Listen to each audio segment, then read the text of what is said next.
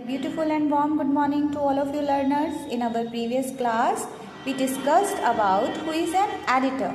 Why do people write letter to editor? Points that should be strictly followed while writing letters to editor and format of letter to editor. Now, through a sample letter, we will try to observe how is an actual letter to editor written. So, let's start today's class. आप देख सकते हो यहाँ पर मैंने एक letter to editor frame किया है with format. One by one हम ये ऑब्ज़र्व करने की कोशिश करेंगे कि एक्चुअल में लेटर टू एडिटर कैसे लिखा जाता है, ऐसे कौन से पॉइंट्स हैं जिनको अपने माइंड में हमें रखना है जब भी हम लेटर टू एडिटर लिखने वाले हैं। ओके, तो अभी स्टार्ट करते हैं। देखिए, हमारा फर्स्ट पॉइंट है सेंडर्स एड्रेस। सेंडर्स एड्रेस में आप फर्स्ट क्या मेंशन करेंगे? स्ट्रीट या लोकेलिटी का नेम। ठीक है, यहाँ जैसे मैंने मेंशन किया है 11 रघुनाथ इनक्लेव। ओके, तो आप एक चीज़ को माइंड में रखेंगे, जब भी आप इस तरह लोकेलिटी का नाम मेंशन कर रहे हैं तब उसका फर्स्ट लेटर जो है वो कैपिटल होना चाहिए। जैसे रघुनाथ में आर कैपिटल है, इनक्लेव में ई कैपिटल है। फिर स्टेट सिटी, यहाँ पर मैंने स्टेट लिखा है डायरेक्टली जम्मू। सेम फॉर्म में जे जो हमारा फर्स्ट लेटर है that should be capital. One line gap आएगा, उसके बाद हम डेट मेंशन करेंगे। ठीक है, यहाँ मैंने डेट एज ए टॉपिक डाला हुआ है, बट यहाँ पर आपको डेट ही मेंशन करनी है। यहाँ पर आप यहाँ से स्टार्ट करेंगे 21 नवंबर 2024। सेम पैटर्न फॉलो करेंगे। नवंबर में एन कैपिटल होना चाहिए, it is must. Okay, one line gap आएगा उसके बाद। फिर हम रिसीवर्स का एड्रेस लिखेंगे, जो रिसीव करेगा आपका लेटर। ऑब्वियसली वो एडिटर है, उसकी पोस्ट लिखेंगे। यहाँ पर हम डेजिग्नेशन लिखेंगे। डेजिग्नेशन लिखते वक्त फिर हम वही चीज़ माइंड में रखेंगे। अगर हम द एडिटर लिख रहे हैं तो द में टी कैपिटल, एडिटर में ई कैपिटल। उसके बाद आएगा न्यूज़पेपर का नेम। न्यूज़पेपर का नेम जब आप मेंशन कर रहे हो तो सेम फॉर्मेट फॉलो करोगे। यहाँ मेरे न्यूज़पेपर का नाम है स्पोर्ट्स स्टार, तो स्पोर्ट्स में एस कैपिटल, स्टार में S capital. Now city, related city, तो यहाँ रिलेटेड सिटी है न्यू दिल्ली। न्यू दिल्ली में एन कैपिटल और दिल्ली में डी कैपिटल। मैं आपको ये चीज़ें इसलिए बता रही हूँ बार बार क्योंकि बहुत सारे जो स्टूडेंट्स हैं वो ये छोटी छोटी मिस्टेक्स करते हैं जिसकी वजह से उनके नंबर डिडक्ट हो जाते हैं। तो आप ऐसा नहीं करेंगे, आप इन पॉइंट्स को अपने माइंड में ऑब्जर्व करेंगे और इसको अपने माइंड में फीड करेंगे। उसके बाद वन लाइन गैप है, यहाँ पर हमने अपनी हेडिंग डाली है सब्जेक्ट। सब्जेक्ट लिखते वक्त एस कैपिटल, इन डॉट्स का यूज़ करें और फिर अपना सब्जेक्ट लिखते हैं जिससे रिलेटेड आप लेटर लिख रहे हैं। सब्जेक्ट लिखते वक्त एक चीज़ को आप बहुत अच्छे से माइंड में रखेंगे कि आपका जो सब्जेक्ट है वो प्रिसाइज होना चाहिए, वो बहुत ज़्यादा लेंदी नहीं होना चाहिए, with in few words. Okay, तो यहाँ मेरा टॉपिक है, यहाँ मेरा सब्जेक्ट है alarming level of air pollution. ठीक है, उसके बाद हम सैल्यूटेशन लिखेंगे। सैल्यूटेशन में आप लिखेंगे, अगर एडिटर मेल है तो सर, फीमेल है तो मैडम, राइट? इनमें से कोई एक आप लिखेंगे।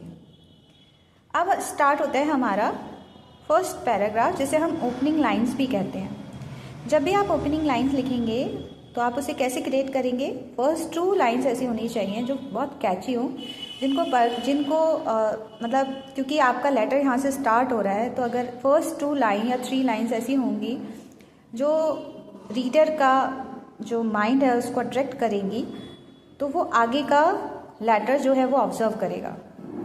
तो लाइन कुछ इस तरह से होनी चाहिए। Through this letter comma I would like to draw your kind attention towards the alarming level of air pollution in our city. ठीक है, तो आपको कॉमा कहाँ पुट करना है और फुल स्टॉप कहाँ पुट करना है ये भी बहुत अच्छे से पता होना चाहिए। जहाँ आप थोड़ा रुक रहे हो वहाँ पर आप कॉमा लगाएंगे और अपनी सेंटेंस को आगे उसमें ऐड ऑन करेंगे, और जहाँ आपकी बात ख़त्म हो रही है वहाँ पर आप फुल स्टॉप यूज़ करेंगे। इसका आपको बहुत ध्यान रखना है। अब आप देखिए स्टार्टिंग लाइन देखिए, ओपनिंग जो पैराग्राफ है, ओपनिंग लाइंस कैसी होनी चाहिए। थ्रू दिस लेटर, इस लेटर के through I would like to draw your kind attention, मैं आपकी जो अटेंशन है वो ड्रॉ करना चाहता हूँ टूवर्ड्स द, अब आप अपना किस, टूवर्ड्स मीन्स इसकी ओर, किसकी ओर, आपका टॉपिक आ जाएगा the alarming level of air pollution in our city, कि हमारी जो सिटी है उसमें एयर पॉल्यूशन जो है वो अलार्मिंग रेट पर पहुंच गया है। अब आप इसके जो हार्म हैं वो 1 या 2 लाइन में, कि ये कितनी हार्मफुल हो रहा है ये सिचुएशन, ठीक है, वो आप 1 या 2 मैक्सिमम 2 लाइन में आप यहाँ पर मेंशन करोगे। जैसे it is very harmful for the health of people and it is difficult to breathe freely. तो यहाँ पे आपने लिखा है कि ये बहुत हार्मफुल है हेल्थ के लिए, लोगों की हेल्थ के लिए, और ये बहुत डिफ़िकल्ट है यहाँ पर फ्रीली ब्रीथ करना। तो ये 2 आप मेजर प्रॉब्लम्स यहाँ पर ऐड कर दोगे, तो ये हमारा ओपनिंग लाइंस जो है, ओपनिंग पैराग्राफ एंड हो जाएगा। तो स्टार्टिंग में हमें कैची लाइंस यूज़ करनी है जो रीडर का जो की अटेंशन है उसको गेन कर सके, फिर अपना टॉपिक, अपना सब्जेक्ट ऐड करना है, फिर आपको बताना है वो प्रॉब्लम कितनी वर्स्ट हो रही है या उससे कितना बैड इफेक्ट पड़ रहा है, ठीक है।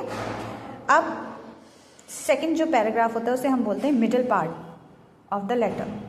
Middle part of the letter जो होता है उसमें हम अपनी प्रॉब्लम को एक्सप्लेन करते हैं। ये जो मिडिल पार्ट है लिखा है मैंने विद एक्सप्लेनेशन, तो आपको इसको एक्सप्लेनेशन के साथ अपनी प्रॉब्लम को इंट्रोड्यूस करना है मिडिल पैराग्राफ में, ठीक है।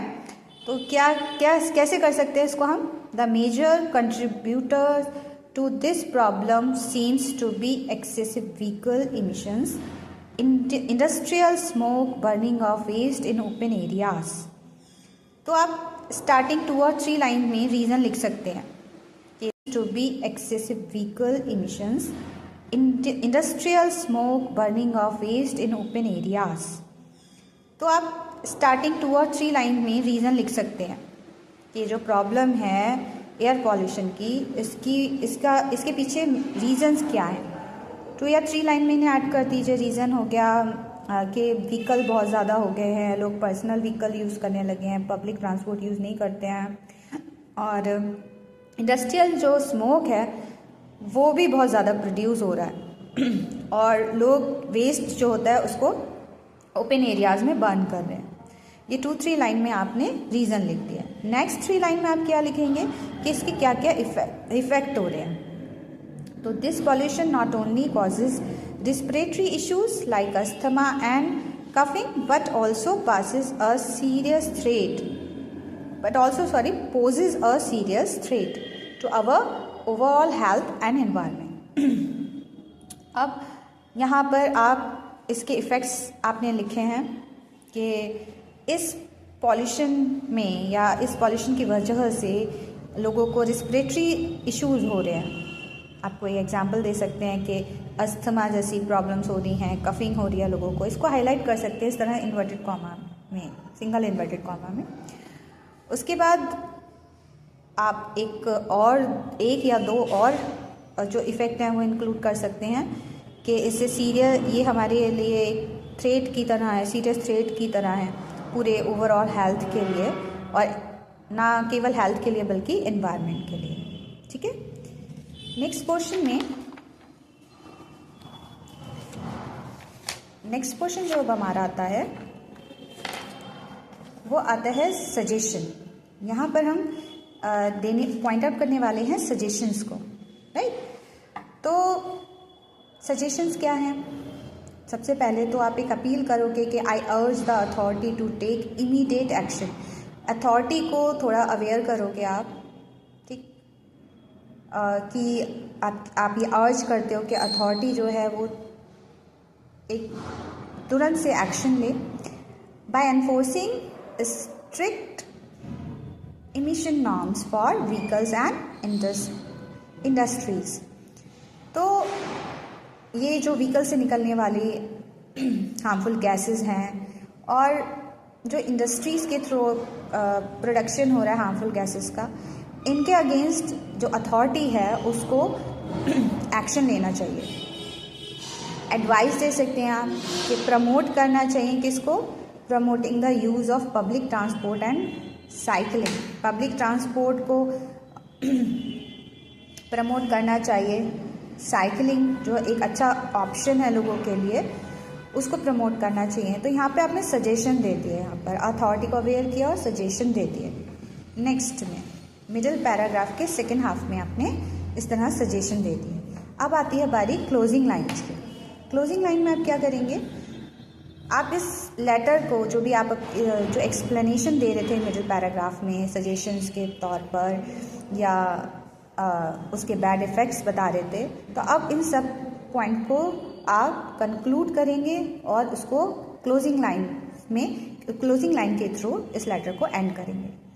तो इसमें आप क्या लिख सकते हो कि इट इज़, मतलब आप बता सकते हो कि ये केवल गवर्नमेंट की ही ड्यूटी नहीं है बल्कि as a member of society ये हमारी भी रिस्पॉन्सिबिलिटी है कि हम भी पे अटेंशन करें इस प्रॉब्लम को ख़त्म करने में, हमारा भी ध्यान जाए, हमारी भी कुछ ड्यूटीज़ हैं।